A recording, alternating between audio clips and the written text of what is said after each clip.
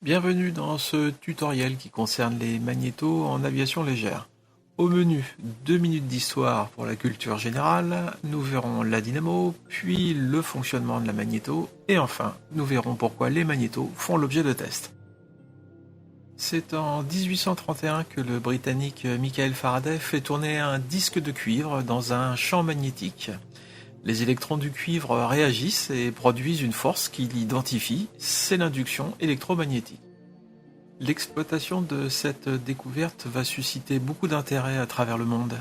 En 1859, Antonio Passinotti présente un prototype capable de générer facilement un courant continu.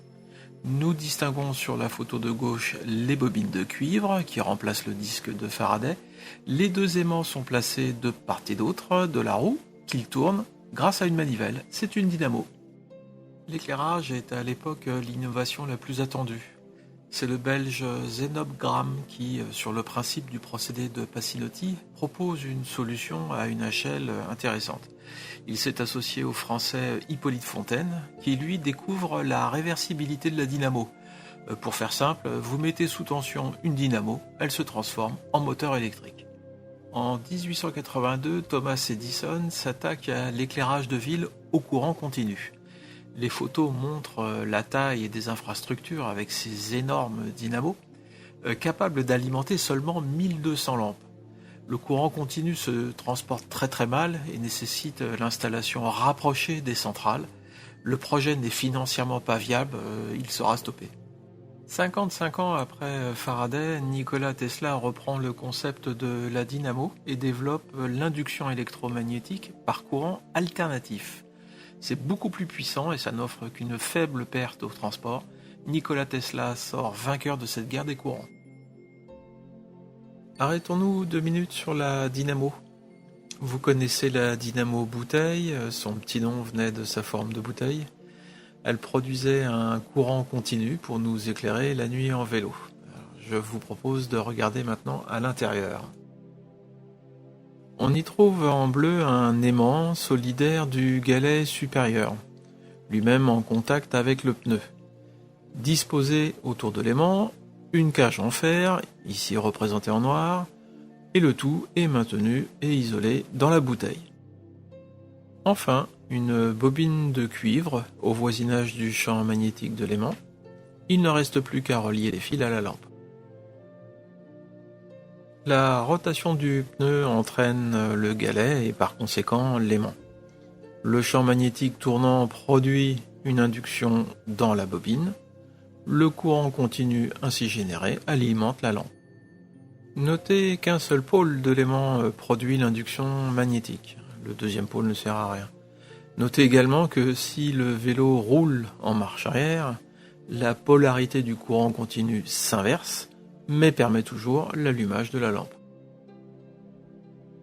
Passons maintenant à la magnéto. Comme pour la dynamo, la magnéto est équipée d'un aimant qui est engrainé sur la mécanique tournante du moteur. L'aimant représenté ici a 4 pôles afin de mieux visualiser leur alternance. Dans la réalité, il n'y en a que 2. En jaune, un fer doux dont la particularité est de conduire aisément le champ magnétique et d'en garder aucun effet lorsque le champ magnétique disparaît. En bleu, une bobine dite primaire. Il s'agit d'un fil de cuivre d'environ 200 spires de 0,5 mm de section.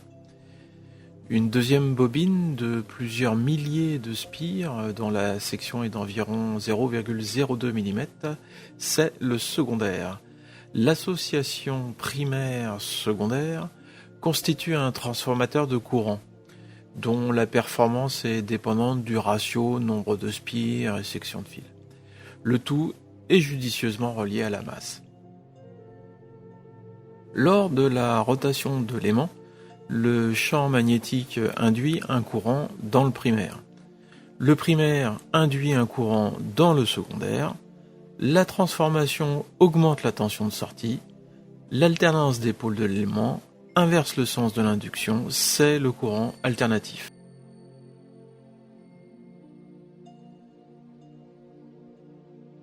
À ce stade, la tension du courant est encore insuffisante pour produire l'arc électrique attendu aux bougies. Il faut doper l'induction du primaire avec l'ajout de deux composants, le rupteur et un condensateur dont on va voir l'utilité dans un instant.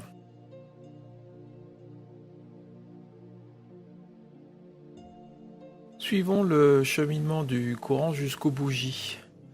La sortie du secondaire est connectée à un index orange sur l'image. Cet index tourne avec le rotor et passe devant 4 plots de distribution en gris, vert, bleu, rouge sur la vidéo. Ces 4 plots sont reliés respectivement à leurs 4 bougies. L'index se présente devant chaque plot et alimente ainsi chaque bougie dans un ordre d'allumage souhaité. Regardez maintenant le rupteur, il s'ouvre et se ferme à la cadence de passage de l'index devant chaque plot de bougie. Lorsqu'il est fermé, le primaire est relié à la masse, la tension chute. Mais l'induction dans la bobine se produit toujours. Au moment où le rupteur s'ouvre, l'énergie de la bobine se libère en surtension qui, du côté de la bougie, produira l'étincelle attendue. C'est ce qu'on appelle l'extracourant de rupture. De l'autre côté du circuit, le condensateur va amortir ce courant de rupture dans l'objectif de préserver l'état des contacts du rupteur. La transformation de courant par les circuits primaires secondaires est également augmentée au point de fournir environ 15 000 volts. C'est largement suffisant pour produire l'arc électrique de la bougie connectée. Maintenant que la magnéto n'a plus de secret pour vous, prenons un petit peu de recul. Pour sécuriser le fonctionnement de notre avion, le moteur est équipé de 2 magnétos, une gauche et une droite. Vous constaterez que la magnéto droite allume ses bougies dans la même cadence que la magnéto gauche. La raison est très simple, l'allumage de chaque cylindre est assuré par 2 bougies, les 2 grises ensemble, les 2 vertes ensemble, etc. À présent, regardons la relation entre la clé et les magnétos. Le principe est simple. Si le primaire est connecté à la masse, la magnéto ne fonctionne pas. Comme ici, le courant arrivant du primaire gauche est conduit jusqu'à la masse. Même scénario pour le primaire droit, il n'y a aucun allumage des magnétos, la clé est sur off. Passons la clé sur boss. Nous constatons qu'aucun primaire n'est relié à la masse, les magnétos fonctionnent. La clé est maintenant en position left, le primaire droit est relié à la masse, pas le primaire gauche qui lui fonctionne.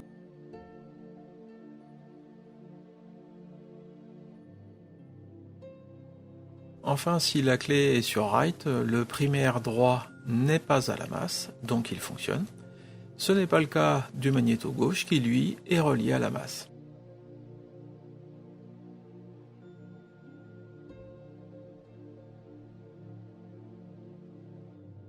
Pour résumer, voyons l'effet sur les magnétos. Clé sur off, pas d'allumage. Sur right, allumage du droit. Sur left, allumage du gauche. Sur boss, allumage des 2 magnétos.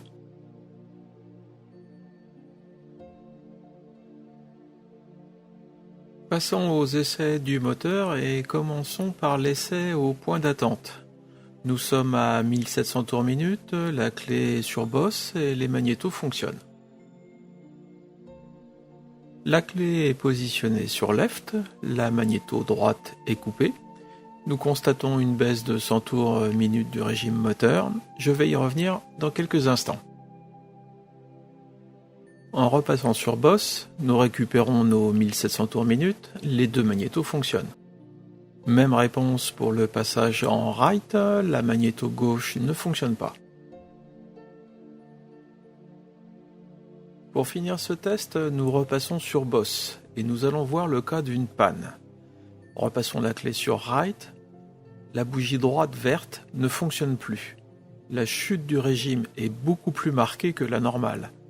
Dans le cockpit, nous ne savons pas que c'est la bougie, mais le contour trahit l'existence d'un problème.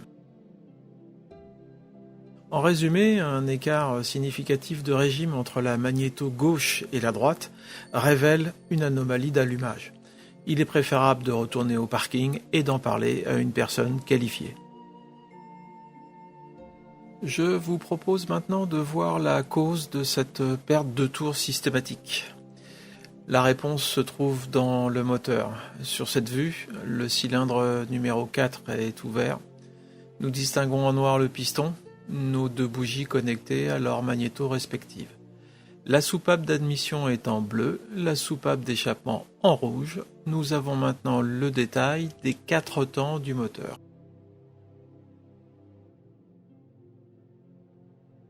Admission, compression, explosion, échappement, la même chose avec une simulation des gaz.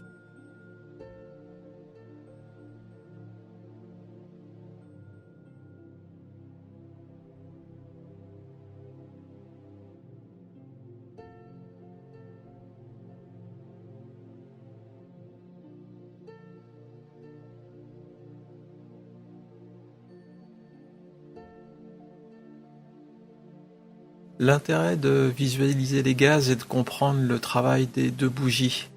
De manière schématique, si on attribue une couleur à la contribution de chaque bougie, nous percevons mieux l'efficacité de l'allumage.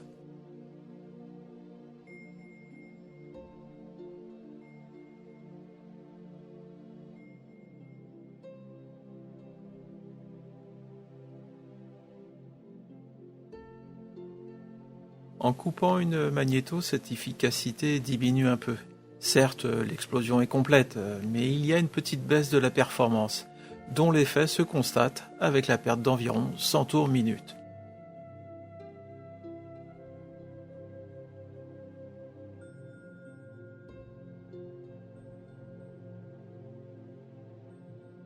Regardons maintenant la coupure magnéto avant l'arrêt. Nous sommes à 1200 tours minute, la clé est sur Boss, nos magnétos font leur travail. Nous réduisons le régime au ralenti, nous passons sur Left et puis sur Right avec un léger temps d'arrêt à chaque fois afin d'observer le comportement du contour. Et enfin sur Off, la chute des tours indique que le moteur va s'arrêter. Nous remettons la clé sur Boss avant l'arrêt complet du moteur et le moteur redémarre. Nous venons de tester que les deux primaires sont bien passés à la masse. Pourquoi est-il nécessaire de faire cela ? Rappelez-vous, il suffit de faire tourner la magnéto pour produire l'allumage des gaz. Donc, en cas de défaillance de mise à la masse, il suffirait de tourner l'hélice à la main pour démarrer le moteur. En conclusion, tester la coupure du moteur, c'est garantir que la mise à la masse des primaires est assurée et on est en toute sécurité. Pourquoi baisser le régime avant la coupure ? Eh bien, imaginons que nous sommes à 1700 tours minute au point d'attente. Nous voulons couper la magnéto droite, mais par mégarde, nous passons sur Off. Arrêtons l'image pour comprendre ce qu'il se passe. Le carburant est toujours injecté dans les cylindres, alors que l'allumage est inopérant. Si vous repassez subitement sur Boss, l'essence évacuée dans le pot d'échappement explose à cause de la sortie des gaz chauds. C'est le coup de fusil avec le risque d'endommager le pot. Moralité, baisser le régime avant la coupure limite la quantité d'essence non brûlée dans le pot et donc limite le risque d'endommagement en repassant sur Boss. Avant de terminer, je voulais préciser une fois de plus que la modélisation de la magnéto est simplifiée pour faciliter la compréhension. À titre d'exemple, j'ai représenté l'aimant et le distributeur sur le même arbre, alors que sur la droite, vous pouvez constater que l'aimant dispose d'un petit pignon qui engraine sur un plus grand associé au distributeur. Donc en fait, l'aimant tourne 4 fois plus vite que l'index du distributeur pour un moteur à 4 cylindres. Pour le reste, les équipements ne sont pas exactement au même endroit, mais c'est un détail. Dans le prochain tuto, toujours sur les magnétos, nous verrons deux choses, l'avance d'allumage et la magnéto à déclic. C'est très intéressant. Allez, à bientôt, ciao.